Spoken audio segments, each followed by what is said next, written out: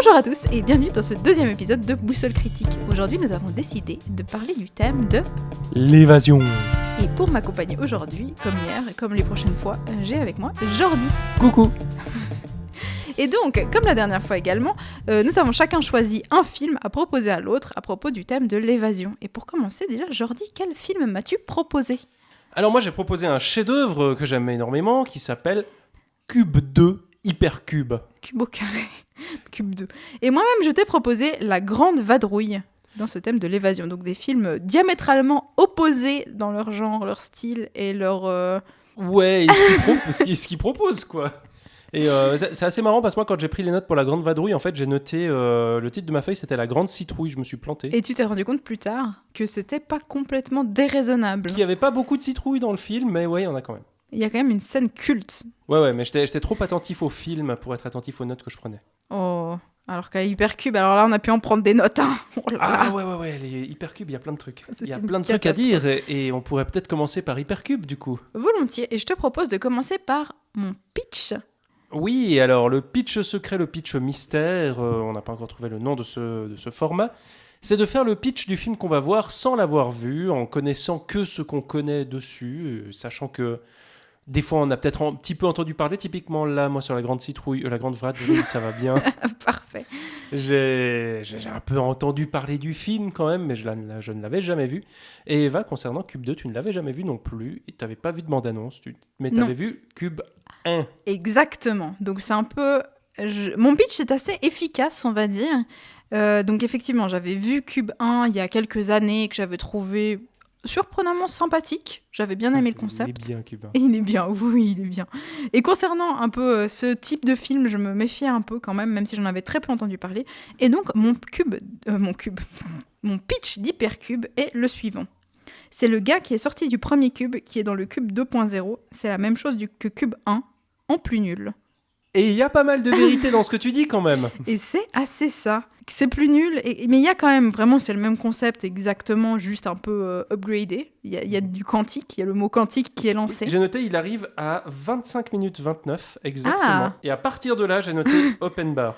Enfin voilà, mais effectivement, on ne retrouve pas. Donc, le Cube 1, je vous conseille d'aller le voir quand même, il est sympathique, il est intéressant dans ce qu'il propose. Et à la fin de Cube 1, il y a une réelle évasion. Il y a un des personnages qui survit à ce cube. Et je pensais qu'il allait revenir dans la suite, mais non.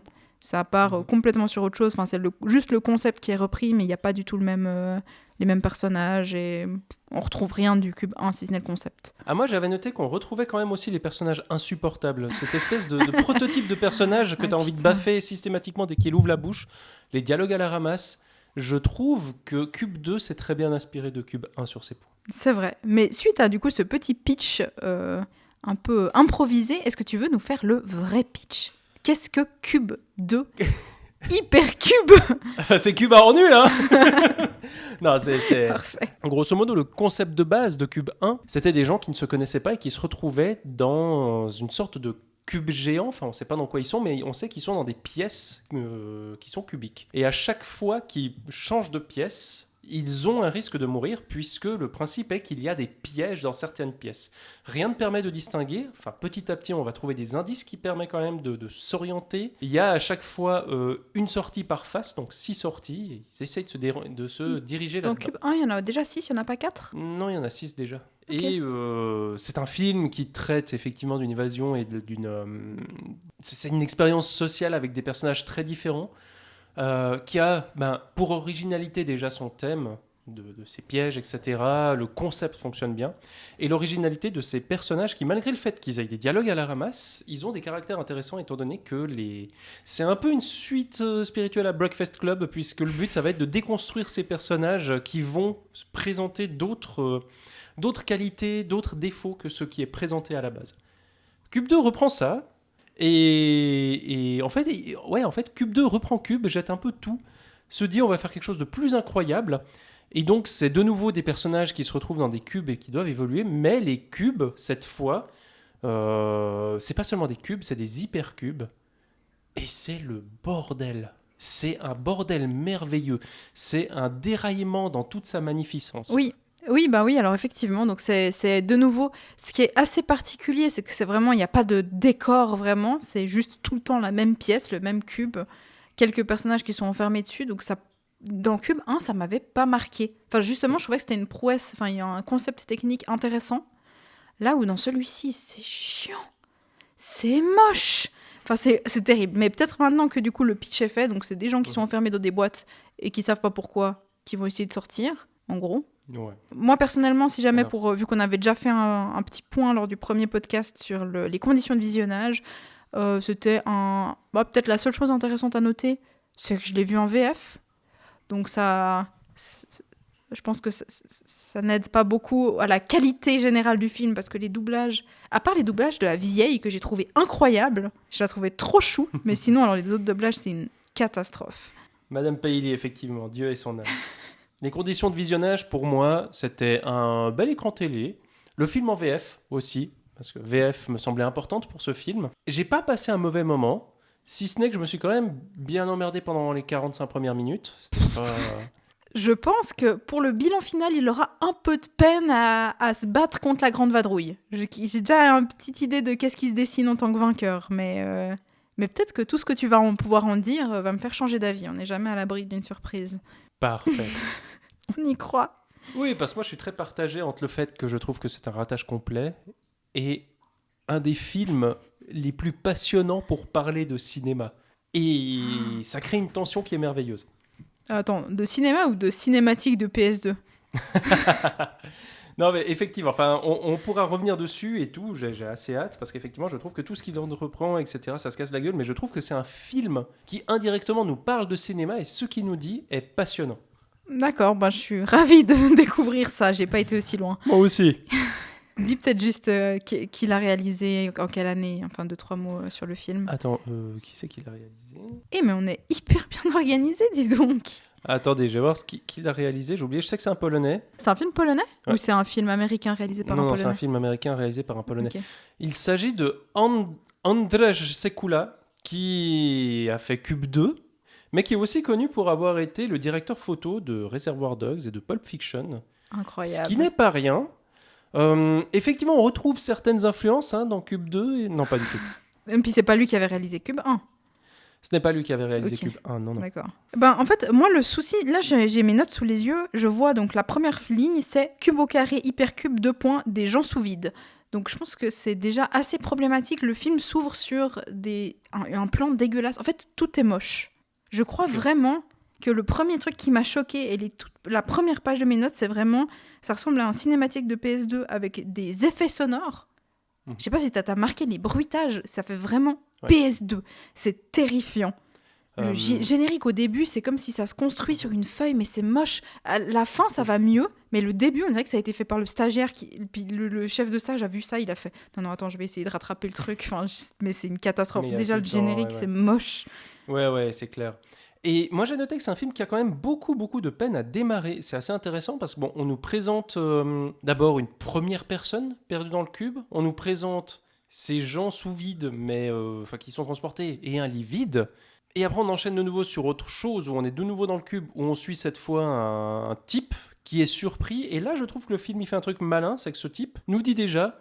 mais il n'y a pas le numéro, ce sont mes numéros, pourquoi vous les avez enlevés? Laissez-moi une chance, s'il vous plaît. Il l'invoque comme ça, on ne sait pas qui. Mais où le film s'inscrit à la fois dans la continuité du premier, avec cette recherche des numéros qui était très importante pour savoir dans quelle salle il valait mieux aller ou dans quelle salle il valait mieux ne pas aller.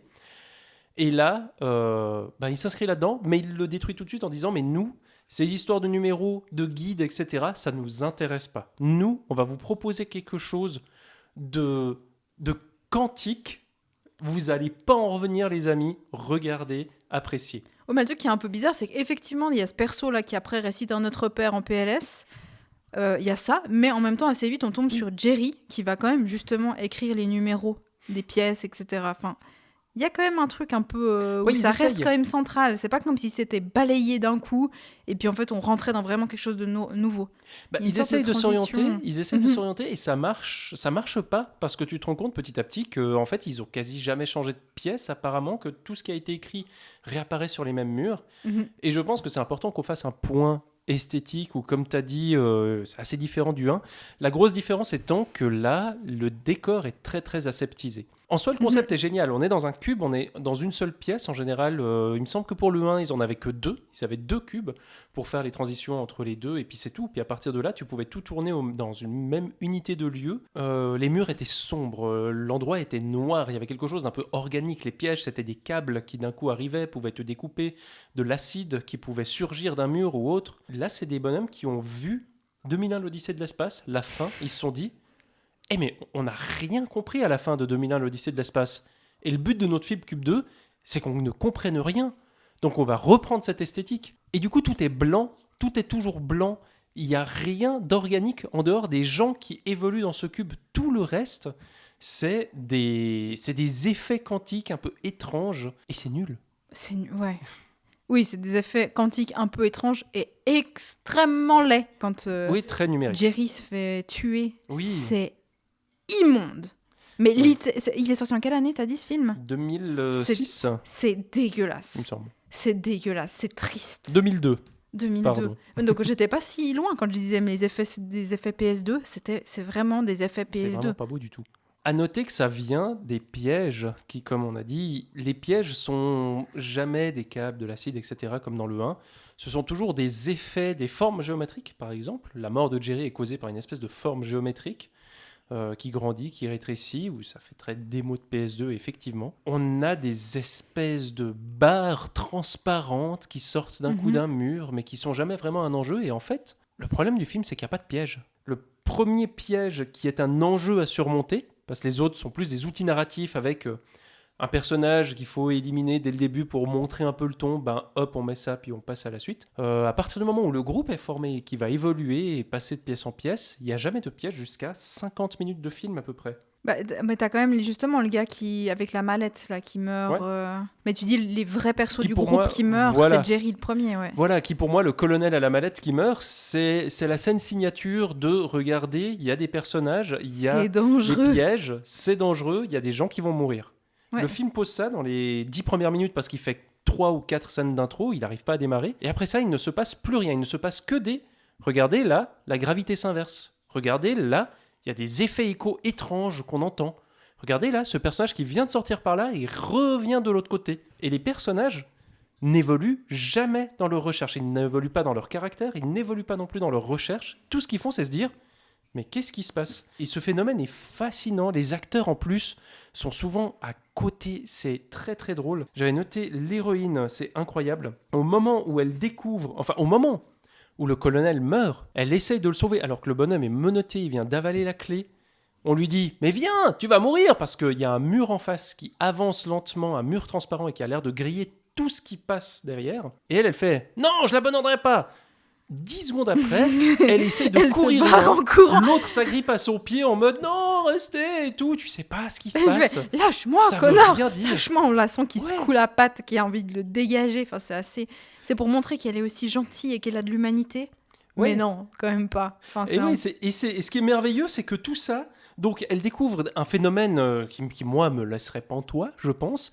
Il y a un colonel qui meurt et elle, sa réaction, c'est épouvantable cet endroit. Non, ça c'est avant. Ça c'est quand le gars lui met un méga CDP, quand elle est dans la cube, qu'elle rencontre une personne pour la première fois, le gars lui saute dessus et lui fout un poignard sur la gueule. Terrifiant. Ah ouais, oui. Et c'est à ce moment-là où genre, il la menace, horrible, il la lâche après un moment en se rendant compte que c'est pas un danger, elle fait c'est épouvantable cet endroit. T'es là, mais le gars vient de te menacer de mort avec un putain de poignard.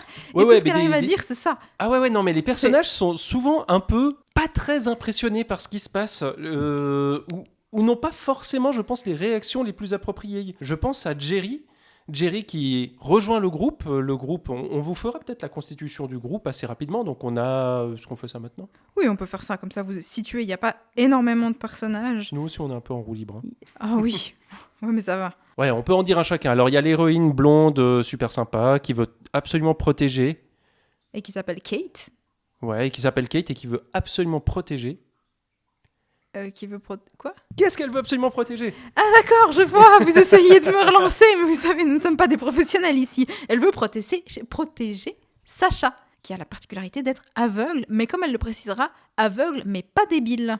Exactement. Contrairement au personnage de Cube 1. Ouais. Comme autre personnage féminin, nous avons Madame Paisley, dont nous avons légèrement parlé avant, qui est une personne âgée qui a l'air de souffrir de démence ou d'Alzheimer. En tout cas, elle ne sait pas où elle est, elle ne sait pas qui elle est. Enfin, voilà. Nous avons encore 4 autres personnages que je te laisse... Oui, il y en a quand même quelques-uns. Ouais, alors très rapidement, on a un jeune développeur de jeux vidéo qui se retrouve là-dedans. Max, qui va rencontrer une femme en robe rouge qui a trop bu la nuit dernière et qui est avocate, qui se retrouve aussi là. On a le méchant qui, dès le début, sort son couteau, menace tout le monde et devient petit à petit, enfin non pas petit à petit, devient radicalement cannibale d'un seul coup. Mais en plus, il me semble que le Jerry, ce personnage-là, donc qui est vraiment sans aucune nuance, un gros connard, vraiment c'est pas possible de l'aimer, qui s'appelle Simon. Ce qui est bizarre, c'est que le premier qu'on voit, il me semble que c'est un d'une ancienne boucle temporelle, enfin d'une autre boucle. Parce qu'il est couvert de sang la première fois qu'on le voit. Ah, peut-être. Il me semble. Il y a des choses incroyables. Mais j'avais tellement pas envie de juste relancer le lien pour regarder si c'était bien ça, que... Voilà. Mais il me semble que le premier qu'on voit quand il la menace, c'est un autre. Oui, parce qu'après, les personnages se dédoublent. Oui, se dédoublent, se détriplent, il y en a à l'infini. Parce que, puis sinon, il y a encore donc, le monsieur à la mallette, et puis Jerry, qui est... la personne qui a conçu les portes de ce cube, qui est ingénieur et qui est, alors lui, à l'inverse, trop sympa. Il est trop sympa. T'as envie que ce soit ton oncle, il est trop chou, il fait des blagues, il est hyper calme, enfin, adorable. C'est vraiment le perso. Sur la fiche de perso, c'est juste gentil. Voilà, il amène une bonne vibe, une good vibe à l'ensemble. J'ai noté notamment quand l'héroïne lui présente Sacha, donc la fille aveugle, elle lui dit « Elle est aveugle et terrorisée ». Et lui, il lui répond « Oh, c'est pas de bol !» Sérieux? Oui. J'ai pas noté ça. Et après, il parle d'autre chose, etc. Mais ce qui est très particulier en plus avec ce personnage, c'est que il a l'air pendant longtemps d'être le personnage le plus intelligent. Enfin, il est présenté comme l'ingénieur, il connaît un peu les figures, il a l'air d'être réactif. En plus, il est super sympa. Ouais. Enfin, en fait, il y a un truc très bizarre où c'est le seul personnage cool. Mais qui n'a aucun charisme. Ah, moi je trouve que la gentillesse, c'est la base du charisme. C'est un charisme en soi. C'est Non, mais il a vraiment le profil d'un informaticien à 40 ans, un peu bedonnant, calvitie, et puis... Mais il ressemble pas à un gros geek. Mais il ressemble pas non plus on dirait vraiment l'oncle sympa. Un gros geek, mais c'est pas lui. Si tu castes pour avoir un héros de film de franchise, etc., tu le prends pas lui. Non, c'est vrai. Non, c'est vrai qu'il a pas, c'est pas le Superman, quoi. Mais justement, ça lui donne vraiment un côté hyper sympathique. Voilà. Vraiment, il joue tellement sincèrement cette sympathie que tu te dis pas, ah tiens, ça peut être un piège. À aucun moment, je me suis dit, peut-être qu'il est faussement gentil. Chaque fois, je me disais, c'est avec lui que je veux être dans le cube. Il a l'air trop chou. Je sais pas si toi, t'as eu ce côté-là ou si... Ouais, mais oui. Moi, je trouve aussi que c'est le plus sympa, avec quand même la limite d'être un brin inconscient aussi. Étant donné que quand on l'entend, par exemple, dans un cube à côté et tout, quand il découvre un peu le cube, le bonhomme a été enlevé, il a été se coucher dans son lit, il se réveille dans un cube blanc, dans un endroit très étrange qu'il ne connaît pas, et on l'entend faire... Ah, il y a quelqu'un! Ah, je viens en paix, hein! Ouais, et il dit que ça fait déjà plusieurs heures qu'il se balade et qu'il tourne dans les cubes. Et ce qui est assez cool, donc en fait, une fois que ce petit groupe est réuni, après on va assister à la mort du monsieur à la mallette, qui n'était pas avec eux, qui semble connaître des informations, avoir des informations sur ce lieu, et il préfère se suicider. Ouais, il décide de suicider. Ouais. En fait, c'est encore plus drôle. Il le retrouve pendu, il le sauve pour qu'il se ressuscite quelques secondes après. Donc ça montre aussi que lui-même, qui a l'air d'avoir des informations, a l'air de savoir qu'il vaut mieux mourir plutôt que d'essayer de sortir. Et puis une fois que c'est fait, eh bien la vieille dame, donc Madame Paisley, va se rendre compte que sur les murs du cube se trouvent des Tesseract. Et c'est le moment où nous allons enfin partir dans l'essence que fait de ce cube 2 par rapport au cube 1. Est-ce que tu peux nous expliquer un peu ce qu'est un Tesseract ? Alors un Tesseract, c'est un cube qui a normalement 3 dimensions, auquel on rajoute une 4e dimension en termes d'espace. Et comment... Ouais. Non, mais c'est ça. Ils sont en mode... C'est un Tesseract pendant genre 5 minutes, et après ils font genre... c'est un hypercube, quoi. Et c'est le titre du film. Voilà. C'est un peu... voilà. Quoi. Et c'est ce qui est passionnant, c'est à quoi cette découverte aboutit. Eh ben, à rien. Systématiquement, toutes les découvertes qu'ils ont, qui sont assez faibles, qui sont des découvertes souvent subies, c'est d'un coup, ils rentrent dans une pièce et « Oh, la gravité est inversée. Oh, c'est étrange. » Avec une attitude toujours assez stoïque dans ces découvertes, je trouve. Et systématiquement, ça ne débouche sur rien du tout. Il n'y a pas un nouvel outil qu'ils peuvent employer pour essayer de mieux appréhender l'espace. Non, le film fait tout pour être étrange, pour créer une situation étrange. Et vu qu'il a peur qu'on ne comprenne pas que c'est bizarre, il l'appuie avec les commentaires des personnages qui ne cessent de se poser des questions, de s'interroger à haute voix, sans rien comprendre. Du coup, ils font juste que de s'énerver entre eux. Ça n'a aucun sens, ça ne mène à rien. Et c'est vraiment le principal problème du film. Il n'y a aucune évolution à aucun moment. En fait, Il c'est vraiment... stagne. C'est la foire du slip. Enfin, dès le moment où on a découvert que c'était vraisemblablement des cubes quantiques et que du coup la logique c'était la fiesta, on va assister à effectivement des changements de gravité. On comprend pourquoi est-ce que les pièces se répètent parce que visiblement elles réapparaissent.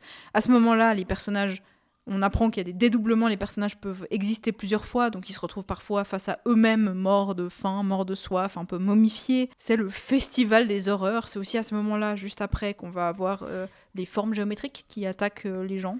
Ouais, une forme. Un cube. En gros, vous avez un cube à un moment qui va se mettre à attaquer des gens, à être un peu comme un truc qui tourne sur lui-même, puis qui fonce sur des gens. Et vous avez un moment... un mur qui avance, soit un mur vraiment mur qui avance, soit plein de pixels de mur qui avancent à des rythmes différents. Et c'est tout. Et c'est vraiment tout. C'est vraiment tout. Il n'y a aucun autre piège. Le piège, c'est eux-mêmes. Oh là là. C'est parce qu'en fait, il y en a un qui... en fait, le pire, c'est exactement ce que tu dis. C'est que je pourrais dire, il y en a un qui perd la boule. Mais non, il est taré depuis le début. À aucun moment, on a l'impression qu'ils deviennent de plus en plus fous à force de errer dans ce labyrinthe sans fin. Ouais. Non. Je pense qu'il y a un truc très symbolique. C'est typiquement ce personnage, effectivement, est un peu taré depuis le début. Il traîne avec les autres, mais en râlant toujours et en sortant son couteau pour menacer tout le monde. Finalement, à un moment, il va se dire, bon, j'ai faim, allez, je vais manger les gens que je croise. Il commence à les manger. Et à 1h20 de film sur 1h30, on nous introduit un nouveau personnage qui est en fait une fille, random, que ce type Maboul devait retrouver. Il est détective privé, il doit la retrouver. Et moi, en voyant le film, j'étais là, c'est le but de sa mission, parce qu'il s'interroge à un moment donné en disant, je me suis réveillé seulement avec un couteau et la photo de cette fille. Et du coup, je me suis dit, il va se dire, je l'ai retrouvée, mon but c'est de la sauver, maintenant je vais pouvoir sortir du cube. Et le premier truc qu'il fait, il la plante. Il la plante et il la bouffe. Et putain, un humain, ça prend du temps à manger. Ouais. Il en bouffe un nombre, genre vraiment, il en tue un, il prend sa montre, il va dans le cube d'après, il en remange un entier. Enfin, tu te dis, mais qu'êtes-vous, monsieur ? Il a une bonne descente. Hein. Mais c'est très, très étrange. Mais après, rassurez-vous, c'est un film d'horreur, mais on ne vous montre aucune scène cannibale. C'est juste, il dit... Oui. J'ai très très faim. Et le plan suivant, il nettoie son couteau, puis il part. Il dit, j'ai plus très faim. C'était bon. Voilà. Miam, miam, miam. Mais je prendrais bien un petit dessert. Tiens, Jerry, bonjour. Revoue. Jerry, d'ailleurs, avant de décéder pour la première fois, je crois, alors que justement, il se retrouve à la merci de ce cube étrange aux règles aléatoires, il fait là une citation assez mignonne, qui est quand même, il dit, il faut juste se dire que c'est une putain de mauvaise journée. Oui. Et je trouve ça assez mignon. C'est une bonne représentation de ce personnage-là. Mais Jerry a plein de... Ouais, Jerry, il est assez hors norme par rapport aux autres. C'est aussi le seul qui a un doubleur qui, au lieu de dire c'est un phénomène quantique, il dit c'est un phénomène quantique. Oui. Quantique, c'est merveilleux. Et il y a quand même une chose que j'ai bien aimée. Attention, roulement de tambour. C'est la première fois où on voit le dédoublement. Où la vieille ouvre la porte, puis il y a elle de l'autre côté, puis elle se touche. Enfin, elles se prennent la main et elle se fait tuer. Et ça, j'ai trouvé que ça marchait bien. Après, ils en font n'importe quoi, mais juste cet instant, c'était sympa. Ça a fait un petit effet. Je suis d'accord. Et après, c'est de la merde. Oh là là. Mais... La scène de sexe où il flotte. Oui. Non, mais il y a vraiment trop de choses. Oui, mais ça, c'est merveilleux. Comme ça se met en place d'un coup, c'est... Il y a deux personnages ensemble. Voilà, deux personnages ensemble. Il n'y a eu aucune alchimie entre eux, il n'y a pas eu vraiment d'échange entre eux. Si, il y a eu un plan cuisse quand même quand ils l'ont trouvé. Oui, en fait, il la voit par terre, puis il fait « Oh, tiens... tiens, une madame. Une donzelle. Une madame avec la cuisse qui sort. Est-ce qu'il faut que je lui fasse du bouche à bouche ?» Oh, miam. Et puis finalement, ça... Ouais. Après, ils échangent pas vraiment, ils n'ont pas de complicité, rien. Puis d'un coup, ils sont dans une pièce random, les deux, et puis il fait « Ouais, si tu penses, ça peut être juste un rêve. » Puis du coup, elle se retourne vers lui, elle le kiss, puis elle fait... Bah non, ça peut pas être un rêve parce que dans la réalité, je t'aurais jamais embrassé. J'ai trouvé ça incroyable. Le bon moyen dans de la savoir logique, si je sais vous pas êtes si ça dans tient. un rêve ou pas, si vous embrassez quelqu'un qui n'est pas dans votre genre, c'est que vous êtes dans un rêve. Voilà. Ça sert à rien de se pincer dans un rêve. Non, faut faire ça. Et après, il ken et ça les tue parce que il Ken. vieillit super vite. Il change en momie un peu chelou qui flotte. Voilà. Et Oui. c'est tout. Mais c'est là que je trouve que le film a quelque chose d'un peu passionnant quand même. C'est que il va commencer à partir de 45 minutes. Il passe beaucoup trop de temps à s'interroger, etc. Et en fait, après, il va essayer plein de trucs formels qui sont très très laids. Mais qui, en fait, le film s'affranchit des normes cinématographiques et je trouve ça fascinant parce que c'est là qu'il est merveilleux dans son échec. C'est que il prend un concept qui est celui de cube, il y a des pièges, il faut essayer de sortir de cet endroit étrange et ils vont garder que l'étrangeté et ils vont se focus là-dessus. Ils vont faire, il faut que ce soit étrange et pour cela, on va utiliser tous les outils cinématographiques à notre disposition. Et je trouve ça merveilleux. À votre disposition si vous montez le film sur iMovie. Parce que qu'est-ce qu'il y a de spécial? C'est des surimpressions, des ralentis Il moches. fait ça, des surimpressions, des ralentis, des accélérés, des split screens. Il fait tout. Il fait tout. Mais tout mal. Et il fait tout mal. Tout Et mal. il s'en fout. C'est une Et pour lui, ça marche. catastrophe. Il fait des ralentis alors qu'ils ont tourné à 25 images secondes. Ils font des ralentis à 25 images secondes. Du coup, l'image, elle saute. Ils font des gros plans où ils ont zoomé x400 dans l'image et c'est tout granuleux. Ils font ça partout. Et c'est pas... Je pense que c'est pas qu'ils avaient l'idée sur papier et qu'après c'est devenu un échec. Je pense que c'était une volonté dès le début. Et ils se sont dit, mais si c'est pas beau, si c'est plein de grains, ce personnage qui d'un coup est en accéléré et du coup on l'entend avec les voix qui vont... C'est ridicule, mais pour eux, c'est le but. Et je trouve ça trop drôle. On veut rendre ça étrange et on fait tout pour ça. Et on ne se pose pas... Ils sont tout le temps coincés entre le scénario qu'ils veulent raconter, enfin l'histoire, le récit auquel ils doivent se raccrocher, et le fait qu'ils s'en foutent de ce récit. Ils en ont rien à battre parce que le récit n'avance pas. Il passe 1h15 à ne pas avancer, ce récit. C'est ça qui est fabuleux.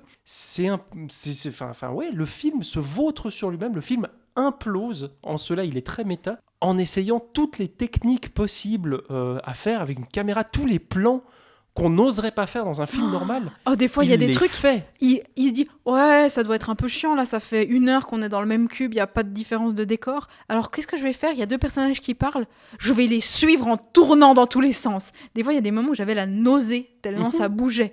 Ça, mais à aucun moment, typiquement, tu parles du décor aseptisé, mais à aucun moment, le cadre est posé de manière froide.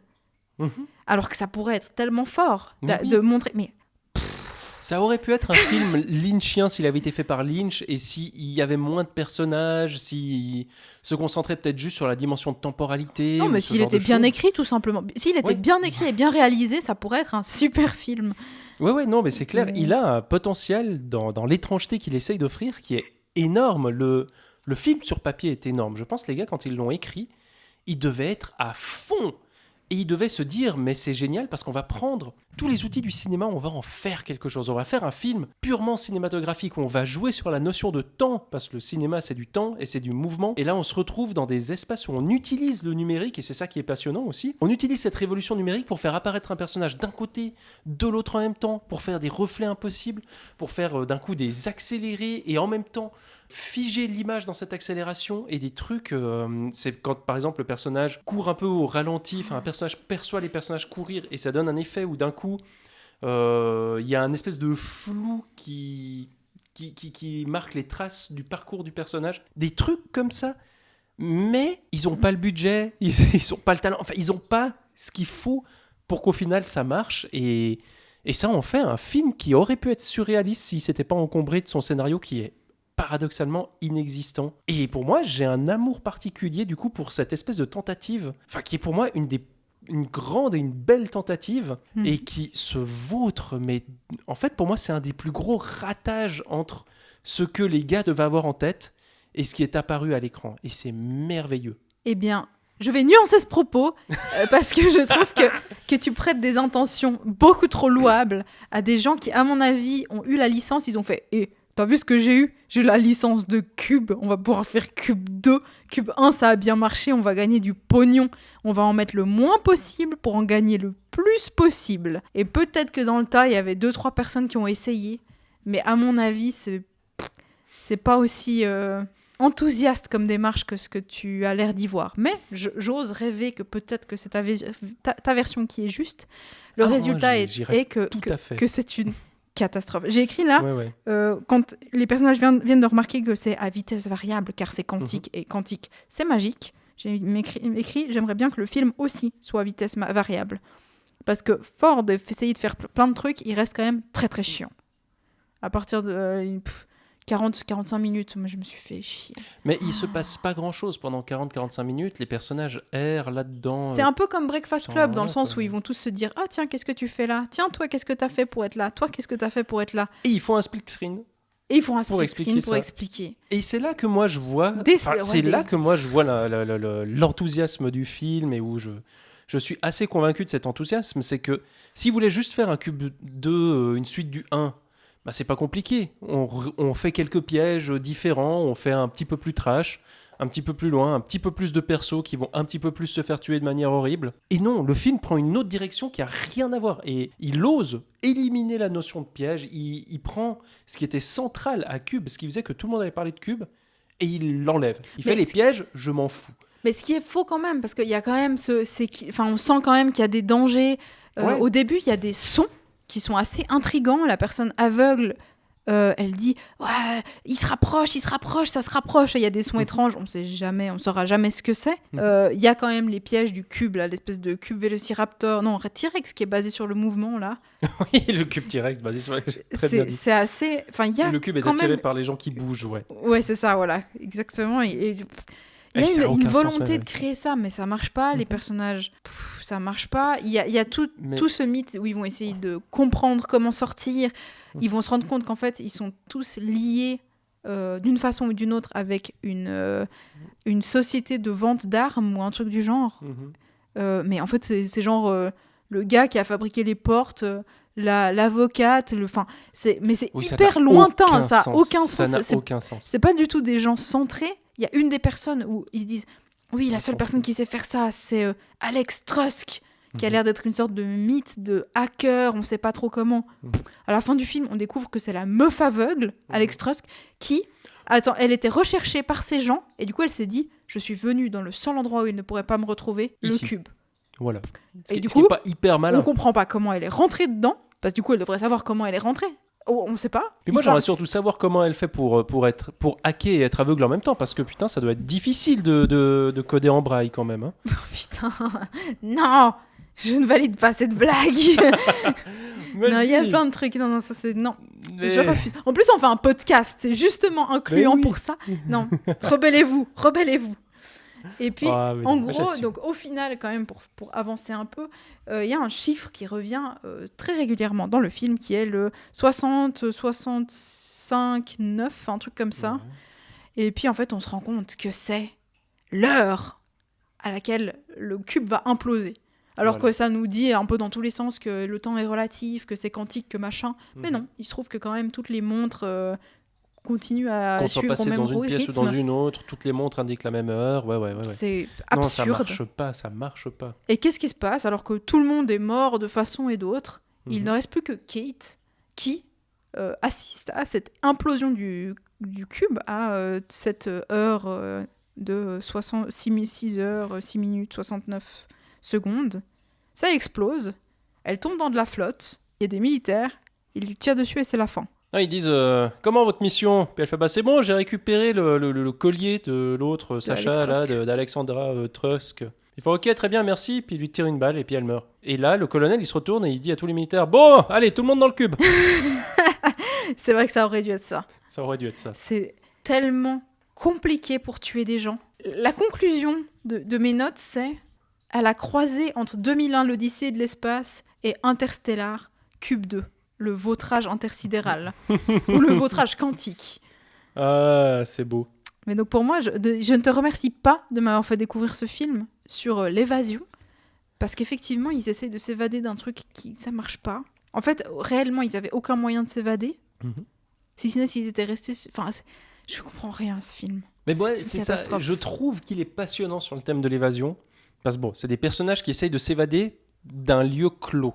Et l'évasion, le film veut nous twister là-dessus en nous disant mais l'évasion, ce n'est pas une question d'espace, c'est une question de temps. Il faut trouver le cube qui avance peut-être plus vite dans le temps, ce qui n'est pas expliqué dans le film, mais qui est, je pense, la lecture logique. Mais c'est une évasion qui se fait par le temps.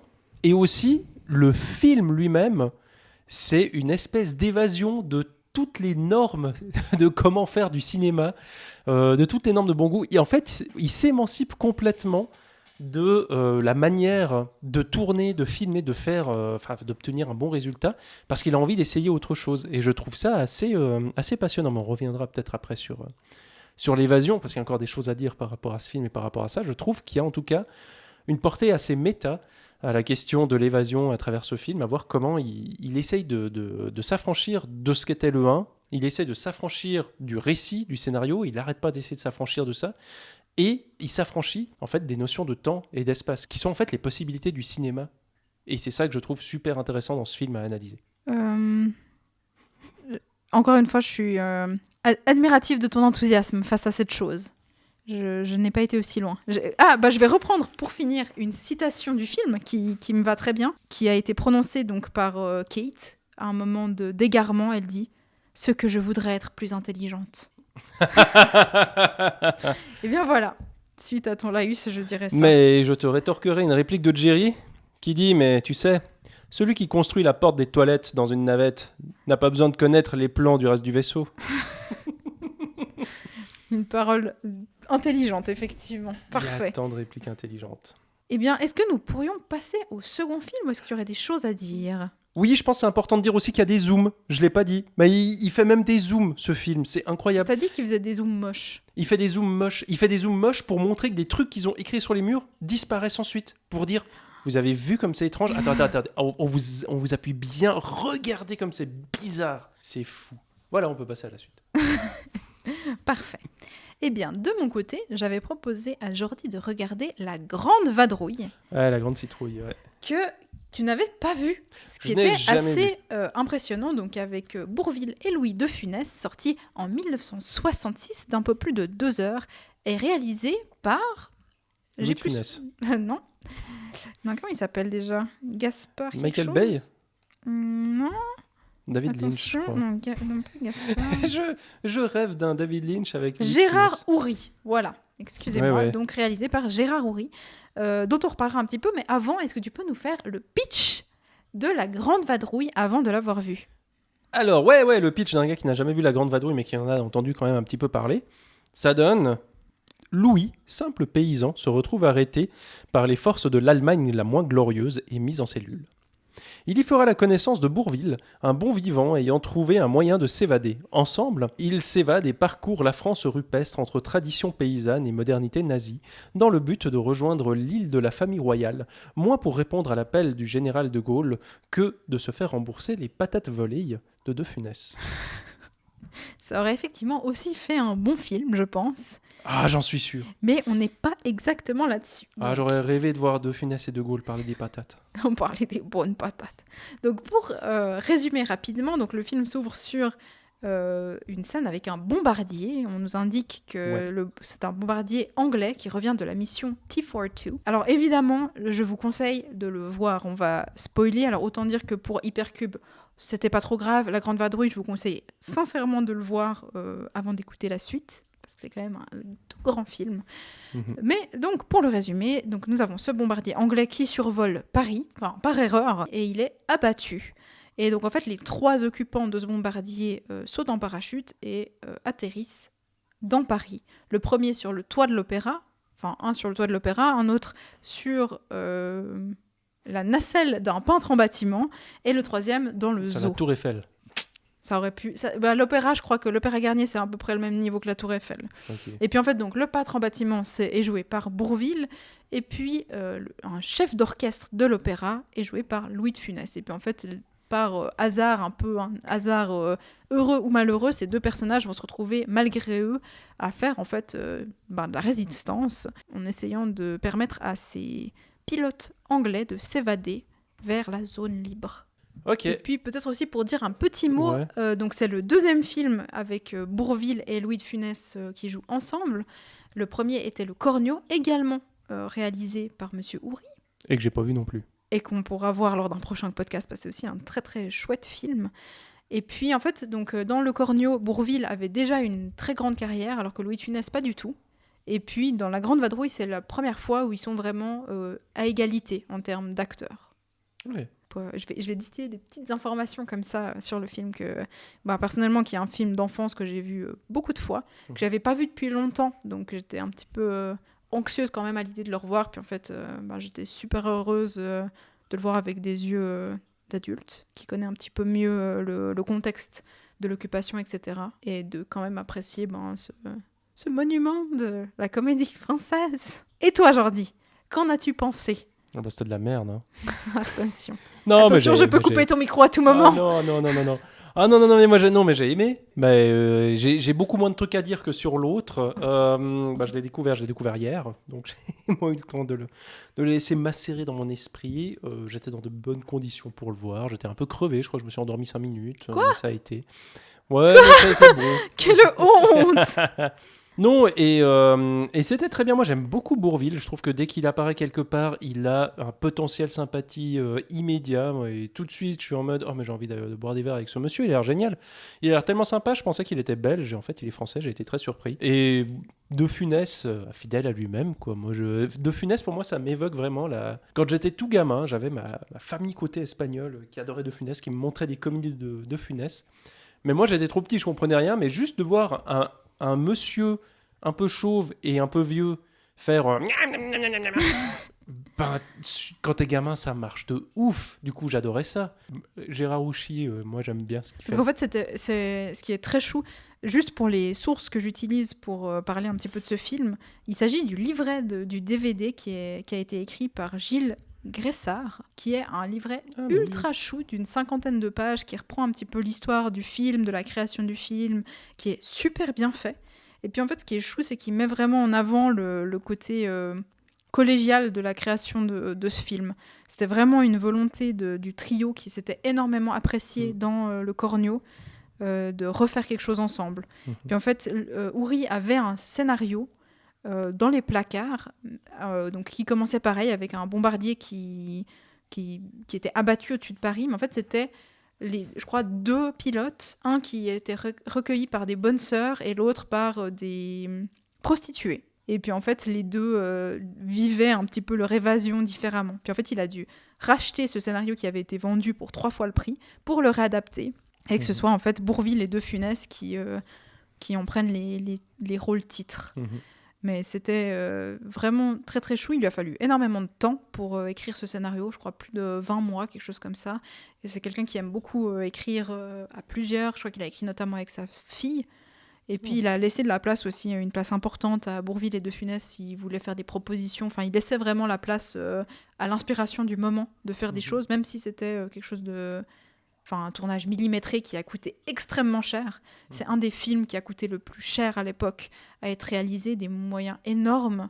On pense notamment à la scène dans l'opéra avec tous ces costumes de généraux nazis, etc. Énormément de monde, un lieu extrêmement célèbre, enfin, plein de choses comme ça. Toutes les scènes avec les avions aussi. Je crois qu'ils ont attendu plusieurs semaines pour que les vents soient favorables. Pour qu'il y ait 2 avions qui passent, pour que les vents soient favorables pour faire cette scène avec l'envol de fin. Enfin, c'est aussi un film techniquement hyper compliqué, parce que c'est réalisé quand même 40 ans avant Hypercube. Ouais, par là. Ça fait mal, mais ça veut dire qu'il n'y avait pas les trucages ouais, mais ils n'ont pas essayé d'avoir un discours sur l'avancée du cinéma et ses capacités non plus. Hein. La réalisation, je veux dire, elle est très... Attention. Un autre truc qui est intéressant, c'est que effectivement, parler en 66 des questions de l'occupation, c'était bien moins anodin qu'à l'heure actuelle.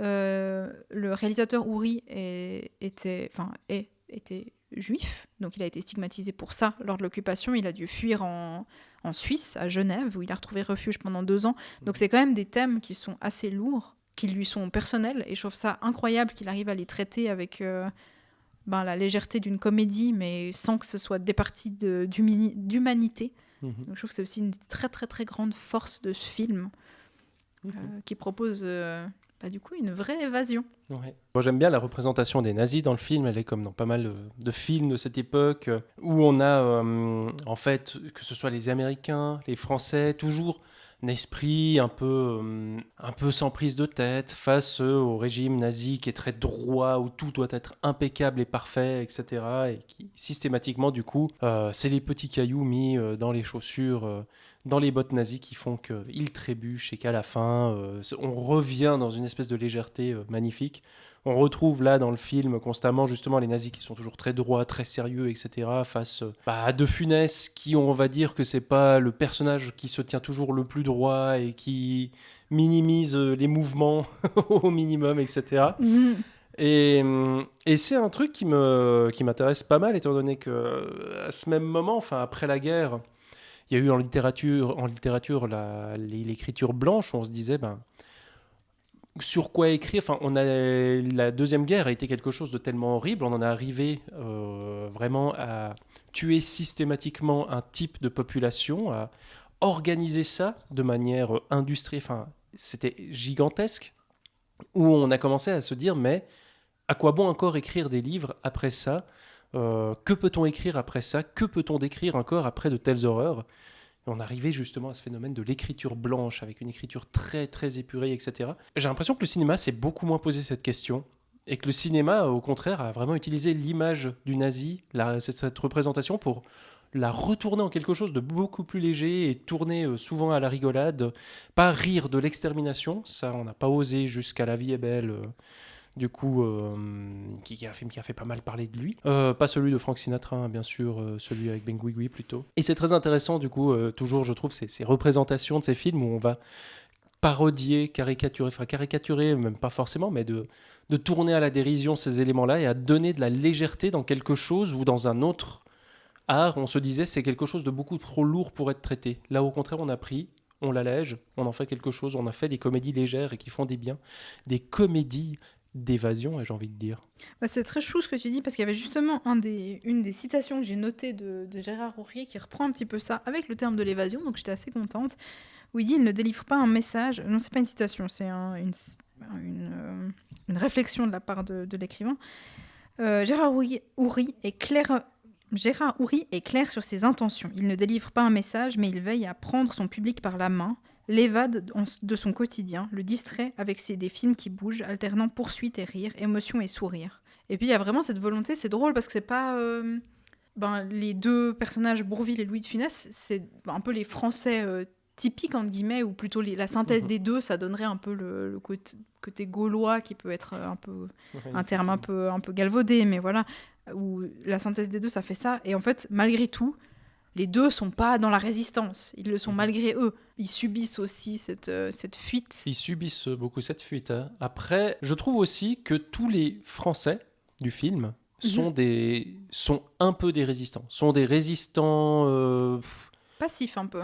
Voilà, des résistants passifs, effectivement, mais sont quand même toujours du côté des Anglais, contre les Allemands, etc. On prend différents personnages français et on fait regarder la France, c'est ça, c'est des gens qui sont résistants, mine de rien. Ils vivent leur quotidien et si d'un coup ils se retrouvent face à des Allemands qui chassent des Anglais, ils vont systématiquement prendre parti pour les Anglais. Ça participe du coup à la légèreté du film parce qu'il aurait très bien pu d'un coup nuancer ça en prenant d'un coup des Français qui vont faire regardez, monsieur les Allemands, ils sont là-bas et tout. Puis jamais il fait ça. Vrai.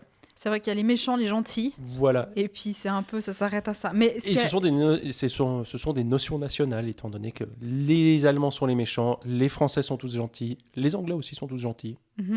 Mais il faut qu'ils rentrent chez eux. Il faut qu'ils rentrent chez eux, oui, c'est ça. Voilà. Non, c'est vrai que c'est vraiment bien réussi à ce niveau-là. Après, le film en lui-même, pour parler un petit peu plus de son déroulé, donc ça commence à Paris, et puis après, il y a vraiment une fuite dans toute la France jusqu'à la zone libre, que ce soit à pied, en calèche, dans les tonneaux, en train, en planeur à la fin. Je trouve qu'il n'y a pas un moment où on s'emmerde. Et j'étais impressionnée parce que c'est vraiment un film où il me restait énormément de scènes marquantes, de moments marquants.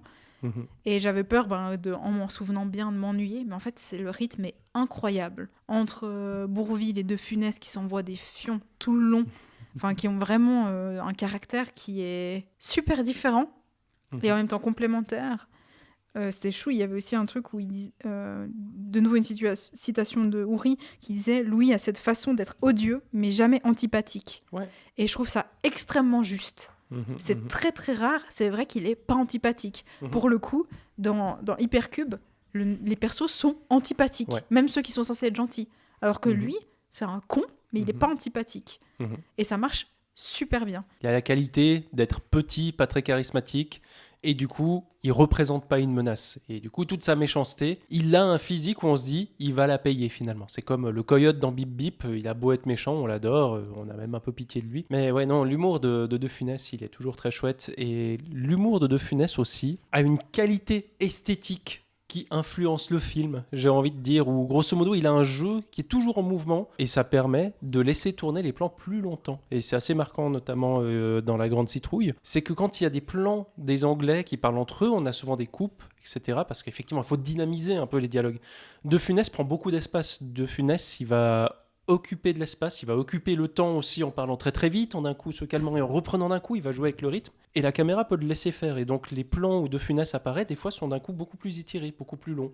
On a près des contre-champs qui sont travaillés quand d'un coup il parle plus, comme la scène où il se retrouve dans le lit d'un officier nazi, que l'officier nazi ronfle et que lui, il essaye de l'empêcher de ronfler en faisant des bruits. Et on a d'un coup c'est incroyable. 1 minute, 2 minutes de film où c'est purement d'un chant contre chant, le chant du gars qui ronfle, le contre-chant de Funès qui réagit en faisant une mimique, en faisant un bruit. Et il y a un travail sur le rythme qui concorde super bien entre les réactions de Funès et le rythme de montage. Ça fonctionne super bien. Ouais, c'est sûr. Puis ce côté aussi exalté d'être tout le temps dans la fuite, les personnages n'ont pas le temps non plus d'être vraiment dans la confrontation. Enfin, une fois, Brovid décide de partir en disant « Tu me saoules, tu me fais tout porter, je me casse ». Il se retrouve face à une patrouille, il sauve De Funès et puis hop, c'est reparti. Et puis c'est vraiment, on n'a pas le temps de s'arrêter, de s'arrêter sur des tracas ou des choses humaines. C'est vraiment, en fait, on est ensemble dans le même bateau et on y va. C'est tellement chou. Il est tellement bien, ce film. Et puis, en lisant... je suis pas sûre tu l'as aimé ou pas, en fait. Ça va. Franchement, c'était sympa. C'était assez sympa. En lisant, effectivement, sur l'approche qu'avait le réalisateur du film sur le cinéma comique et puis la réalisation, c'était hyper touchant. Lui a commencé par une carrière d'acteur. Son souhait, ça avait été d'être acteur comique, ou son souhait inavoué, mais que c'est quelque chose qu'il n'avait jamais vraiment pu mener à bien. Et en fait, c'est en réalisateur comique, en faisant jouer d'autres gens qu'il appréciait, qu'il admirait, qu'il a pu réaliser vraiment ce souhait. Et je trouve effectivement qu'il est excellent. Enfin, je pense que c'est un peu Enfin, tu le sais, mais moi, les films comiques, c'est ce que je préfère. Enfin, c'est ce qui me touche le plus, c'est ce dont je suis le plus admirative. Et lui, il le maîtrise incroyablement bien, avec une finesse, je trouve, folle. Et c'était trop chou. Il a fait... je peux relire une citation. Au pire, tu la couperas, mais je trouvais trop mignon. Je suis un peu enthousiaste avec lui. Il y a eu plein de choses au niveau du financement du film qui a effectivement coûté extrêmement cher. Ça a pu être justifié parce que le Cornio avait très très bien marché juste avant, donc le fait de revoir à l'affiche ce trio, c'était quand même un peu une recette garantie. Mais ils ont fait des choses qui étaient les producteurs ont gagné de l'argent pour réaliser le film en demandant aux exploitants des salles de payer en avance les droits d'exploitation et ça les garantissait d'avoir les bobines en avant-première. Okay. Donc il y avait vraiment une volonté de la part du public, des exploitants, etc., de voir ce film exister. Et ça a été un succès extrêmement fort. Enfin, les salles étaient pleines dès son lancement. Et c'est un film qui est vraiment resté dans le temps de l'histoire de France, des comédies françaises. C'est vraiment un jalon important qui est recité même à l'heure actuelle. Et puis c'était très chou, donc quand Gérard Houry a vu que les salles étaient pleines à la sortie du film, il a donné cette citation qui est « Quand je découvre mon film en séance publique et que j'entends les rires, je me sens comme un rameur qui a ramé sur terre et qui tout à coup est porté par une vague. Je désire avant tout divertir le public. J'ai compris que ma vocation est de divertir, pas de transmettre des messages sociaux, ou plus exactement que mon message à moi est de faire oublier leurs soucis aux gens préoccupés par les problèmes de notre temps, de les faire rire avec des éléments exempts de bassesse et de vulgarité. Mes films sont juste l'occasion de dire certaines choses graves sur un ton burlesque. Tous mes sujets pourraient faire des films dramatiques, Mais à partir du moment où l'on s'attend à une grosse farce et qu'il y a un fond de gravité, le risque est d'empêcher le rire. Mais le public est très ouvert aux sujets graves. Oh, c'est Et je trouve ça beau. trop, trop chou. C'est mignon. Et effectivement, c'est vrai que ça pourrait être horrible. Et en fait, non. C'est touchant. Et ça parle bien de choses. Et je pense qu'il y a vraiment quelque chose de cathartique aussi. Enfin, typiquement, les Allemands, tu disais, ils sont très droits. Mais celui qu'on retrouve tout le temps et où ils n'arrêtent pas de lui échapper, il a presque un côté un peu touchant. Enfin, on le voit tout le temps, on le voit ronfler, on le voit, il est ridicule. Mais c'est un personnage récurrent qui a autre chose que être un nazi. Enfin, ils sont quand même caractérisés, ces personnages-là. Et je trouvais ça assez chouette que ce soit comme ça. Le personnage qui louche, qu'on voit aussi assez souvent, oui. Ils sont caractérisés par autre chose que d'être des officiers SS, etc. Voilà, effectivement. Même si c'est les méchants et que c'est les gentils, mais ça fonctionne. Ah, c'est beau. Et c'est une transition toute trouvée, peut-être pour passer sur la comparaison du thème de l'évasion entre les deux. En sachant que La Grande Vadrouille était classée comme film d'arrêt essai à sa sortie. Ah ouais ? Ouais. C'est super drôle. Mais pardon, je t'ai coupé, mais je trouvais ça rigolo d'avoir lu ça effectivement là-dedans. Non, mais effectivement, je trouve que c'est assez intéressant parce qu'on se retrouve face à deux films. Alors, avec La Grande Vadrouille, qui est clairement un film d'évasion, qui est fait pour te sentir bien, pour passer un beau moment, etc. etc. Et Cube 2, qui devrait être un film d'évasion, entre guillemets, qui devrait être un divertissement, mais qui est tellement enthousiaste à essayer de faire plein de trucs, qui pour moi, il se veut être film d'art au final, il se veut être un film de genre d'art, mais en foirant un peu tout ce qu'il fait, en n'arrivant pas à être du coup un film artistique parce qu'il s'empêtre trop dans son scénario, en n'arrivant pas à être un bon scénario parce qu'il veut justifier ses ambitions visuelles, ça crée un truc très très ovni. Et pour moi, c'est déjà une grosse différence sur le rapport déjà au film d'évasion, sur le film de cinéma en tant qu'outil d'évasion du spectateur de son quotidien. Bah, on peut vraiment dire que, en tout cas, de mon point de vue, c'est 2 échecs du côté de Cube et 2 échecs et 2 victoires du côté de La Grande Vadrouille. Enfin, dans Cube, ils n'arrivent pas à s'évader factuellement au sein du film. Et moi, personnellement, je ne me suis pas évadée en regardant le film. Avec La Grande Vadrouille, ils réussissent leur évasion. Et je me suis complètement évadée dans ce monde pendant un peu plus de 2 heures. Ça va être une comparaison un peu plus... pas sur un pied d'égalité au point de vue des qualités des films, je trouve. Mais je trouve du coup qu'il y a plus de choses à analyser peut-être dans ce déraillement magnifique que dans La Grande Vadrouille, qui est sur des rails qui sont très bien fixés, très bien ficelés, où tout le monde travaille bien, fait bien ce qu'il faut et arrive à produire exactement ce qu'il faut, un bon divertissement, on passe un bon moment. Ouais, c'est mais en sachant, fantastique. encore une fois, pour nuancer un peu, je pense que La Grande Vadrouille, si c'est le cas, certes, il y avait un budget conséquent, il y avait des années de travail. Il y a un truc très chou aussi, c'est que certaines scènes... Il faudrait faire un compteur du nombre de fois que j'ai utilisé le mot chou en parlant de ce film. Mais alors qu'à la base, c'est des citrouilles. Alors, je ne m'y attendais pas. Putain. Oui, donc en fait, il y a certaines scènes aussi, par exemple la scène des bains turcs, elle a été intégralement retournée parce que ça lui plaisait pas. Il y a plein de scènes qui ont été retournées. Enfin, c'est du travail. Est-ce que c'est pas plutôt parce qu'ils se sont dit, oh, on a le budget pour retourner une scène, oh, on fait celle des bains, on était bien dans les bains. Non, je crois pas. Ah, ok. Non, justement, tu vois, dans Cube 2, Oh, qu'est-ce qui vous ferait plaisir de retourner? Oh, les bains, vas-y, oh, c'était bien. Oh, en plus, oh, l'équipe technique, ils avaient fait 2 heures, tu sais, oh, on était bien.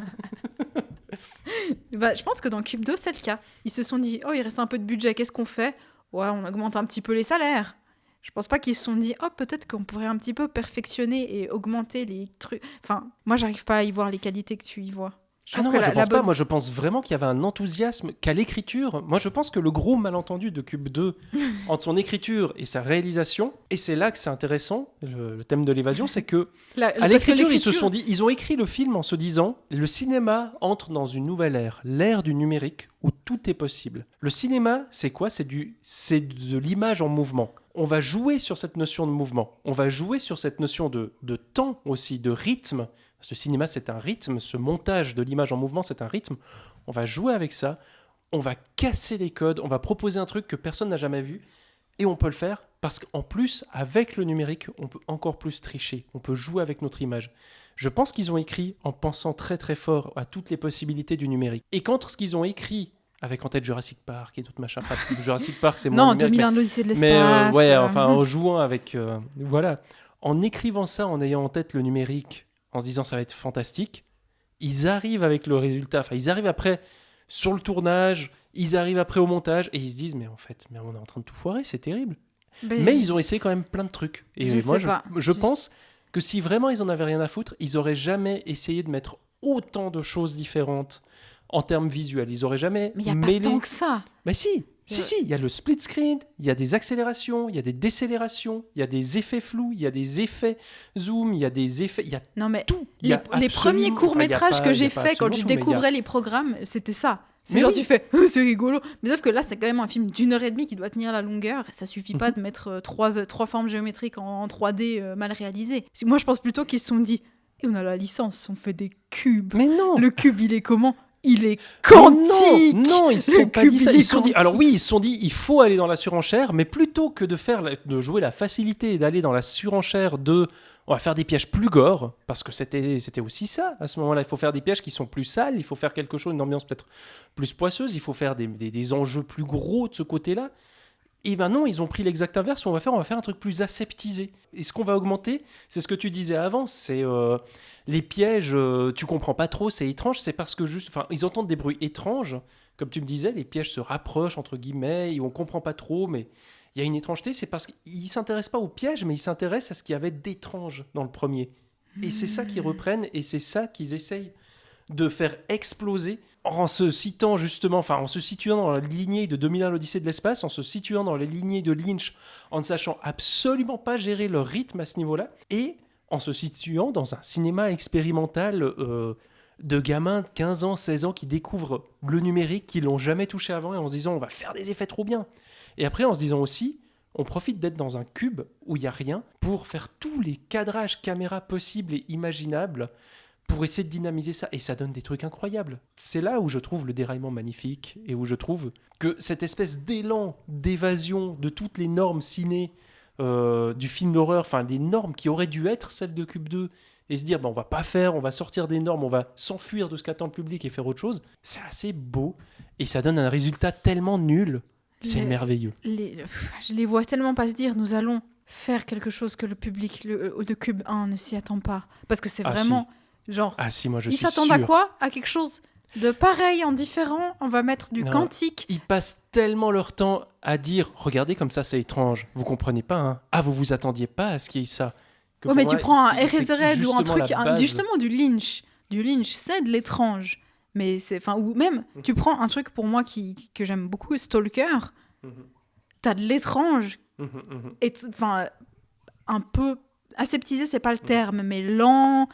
Mystérieux, etc., tu ne retrouves rien de cette subtilité. Tu dis qu'il ne faut pas faire dans la surenchère de gore, mais je suis sûre que la mort de Jerry, derrière ces gros pixels, se cache quelque chose d'extrêmement gore. C'est juste qu'ils n'ont pas réussi à le faire. Ils n'ont pas réussi à le faire du tout. Et puis pour moi, si c'est effectivement un film étudiant de gamins de 15 ans, ok. Mais quand tu reprends une licence sciemment qui a fonctionné pour faire de la pognasse... Je ne pense pas que ce soit de la... Je n'y vois... C'est une discussion sans fin, mais je suis assez d'accord avec toi que c'est un échec. Mais je pense qu'il ne faut pas omettre l'idée que... et même sans aller dans les intentions, le résultat, pour moi, est ultra riche de ce côté-là. Eh bien, c'est sur ces mots de grande bienveillance de ta part.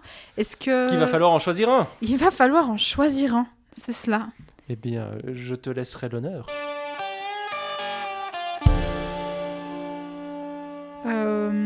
À la surprise générale, je vais choisir La Grande Vadrouille. Évidemment, je n'ai pas du tout aimé Cube 2. Plus j'y repense, plus son souvenir me hante, plus je le trouve mauvais. À chaque fois que j'y repense, j'ai une nouvelle scène incohérente, un nouveau truc où je me dis mais ah putain, ça ils n'ont pas exploité.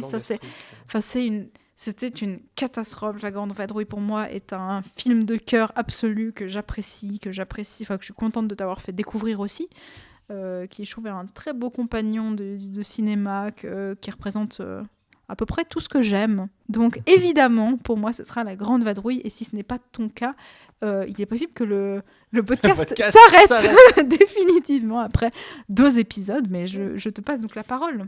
D'accord, moi je vais quand même justifier. J'ai essayé pendant tout le podcast de justifier un peu ce que je vais dire en disant que j'ai quand même préféré La Grande Vadrouille parce que le reste, oui, c'est quand même incroyable. C'est intellectuellement super nourrissant, mais c'est de la merde. Enfin, le résultat est... Enfin, s'il faut en garder un pour réfléchir, je garderai Cube 2. S'il faut en garder un en tant que film, c'est clairement La Grande Vadrouille, il n'y a pas photo. C'est réfléchir Non, sur non, le naufrage de l'humanité. Dans le sens et où, hyper si cute. on veut voir des films surréalistes, il y a largement assez dans les cinémas des premiers temps déjà, et puis on peut partir sur du Lynch, du Yodo, etc. Sur Et compagnie. du Yodo. On peut Sur- regarder un sur peu du Yodo. Yodo, là. Yodo, Ça va Yodo. très bien. Mais non, mais je suis content de réhabiliter un peu l'intérêt de voir des mauvais films, ou pour moi c'est vraiment un des mauvais films les plus passionnants à regarder. Non, mais en sachant que c'est pas un nanar. Hein. Enfin, pour moi, il y a c'était pas... clairement... Non, mais il y a des répliques qui Mais sont... il est trop chiant pour être un bon nanar. Je trouve que... Ou peut-être j'aurais dû le regarder alcoolisé avec des amis. Peut-être c'est aussi ça. Mais ouais, peut-être. Non, c'est vrai qu'il a le potentiel d'être un nanar. Non, il a C'est clairement... il a largement... Mais- Mais il y a... Je pense... Ouais, après, c'est un peu... Il a un problème de rythme où ses répliques nulles surgissent chaque 2 minutes en moyenne. C'est Ouais, il n'y a pas assez de... Ouais. Mais je pense vraiment... Après, si on tient les 50 premières minutes, franchement, le reste, c'est incroyable. En tout cas, donc, on vous conseille évidemment de regarder La Grande Vadrouille. Oui, Et oui. avant de conclure ce podcast, évidemment, je pense que vous êtes déjà parti depuis fort longtemps, mais je te propose un petit jeu. Ah, cet autoclash un peu violent, ça sort de... Tu me proposes long. un petit jeu. Oui, parce qu'en fait, à Est-ce la que c'est sortie, le dernier Pokémon? Monsieur Ouri a fait, donc de La Grande Vadrouille, a fait un classement à la sortie des salles où il demandait aux gens quelles étaient les blagues qu'ils avaient préférées dans le film. Et du coup, je te propose de deviner quelles sont, à ton avis, les 5 blagues qui revenaient dans ce classement statistique extrêmement complexe et complet des blagues de La Grande Vadrouille. Ah, les nazis qui se prennent des citrouilles. Les Très nazis clairement. qui... Ok, donc tu mets ça. Ok. Les échanges où il y a le nazi qui dort, qui ronfle, et puis l'autre qui envoie des trucs. Ok. La scène qui fait des bruitages. Il y a la scène des bains. Ça, c'est sûr qu'il y a la scène des bains où il sifflote Elle avec est le incroyable. moustachu. Ouais, C'est ok. c'est celle qui passe le mieux et c'est celle où ils sont un peu gênés et tout. Il y a peut-être celle du tiroir, du regardez, est-ce que je le cache là, est-ce que je le cache là, est-ce que je le cache là. Puis d'un coup, il ouvre pas le bon tiroir et puis oups, Mhm. m'en reste une. Il t'en La reste une. moustache de l'anglais m'a fait rire. La moustache de l'anglais. Ok. Eh bien, tu étais bien parti, mais ce n'est pas ça. La toute première qui ressort, c'est le pot de peinture qui tombe sur le général allemand. Oh, mais oui, non, mais Et je pense que c'est vraiment quelque chose de plus contextuel. Parce que nous, Ouais, on a visuel, moins ça, ouais. on a moins la haine des nazis, je pense, vu que ça a quand même quelques générations passées. Alors que je pense que ça avait quelque chose de bien plus jouissif de voir ça à l'époque. Ouais. En deuxième, on a l'atterrissage du parachutiste dans les bassins des phoques au zoo. Ah non, mais bon, après, si nos grands-parents, ils C'est avaient la pas de deuxième. c'est pas de notre faute aussi. La troisième, c'est la scène du hammam. La quatrième, c'est la scène des bombardements des citrouilles, effectivement. Enfin, ça c'est décrit comme les bombardements des motocyclistes allemands à coups de citrouille. Ensuite, il y a effectivement la scène de De Funès et Bourvil qui se trompent de chambre et qui finissent chacun dans le lit d'un Allemand. Mhm. Et le dernier qui est en bonus, c'est le soldat qui louche. Voilà. Donc, je Ok. trouvais ça assez chou. Mais... C'est super intéressant à part ça. Mhm. Ouais, c'était assez cool de voir ça. Eh Et ben, puis, c'est cool. Puis merci à monsieur Gilles Gressard pour son travail sur ce livret de DVD également, que j'ai trouvé très chouette. Et attention, je vais le dire encore une fois, très chou. Très, très chou. Très, très chou. Et du coup, on vous remercie pour votre écoute attentive, j'espère. Ouais, bah attends, il faut balancer quel sera le thème du prochain. Le thème Oh là du là, prochain. mais t'es trop pressé. Et du coup, c'est toi qui as choisi, vu que c'était moi qui avais choisi l'évasion, Ouais. tu as choisi le thème du prochain podcast, Voilà, qui est la violence. la violence. Quel beau thème. Est-ce que le cinéma rend violent? Est-ce que la représentation des jeux vidéo et cinéma au cinéma peut Ok, rendre nous allons violent? nous arrêter là. La violence, donc. Telle est la question, et je vais vous montrer à quel point, en tout cas, moi, depuis que je regarde des films, j'agresse des vieilles tous les soirs. Oui, c'est vrai. C'est vrai. Voilà. C'est quelque chose Mais de- c'est ce qui nous a permis d'acheter ces fantastiques micros pour faire ce podcast. Merci beaucoup. Donc la violence. Et puis nous nous retrouverons, on ne sait pas quand, pour ce prochain podcast. Bah oui, Merci mais on se retrouve beaucoup. tout bientôt. Merci beaucoup à tous. Et à Merci, bientôt. vous êtes chou.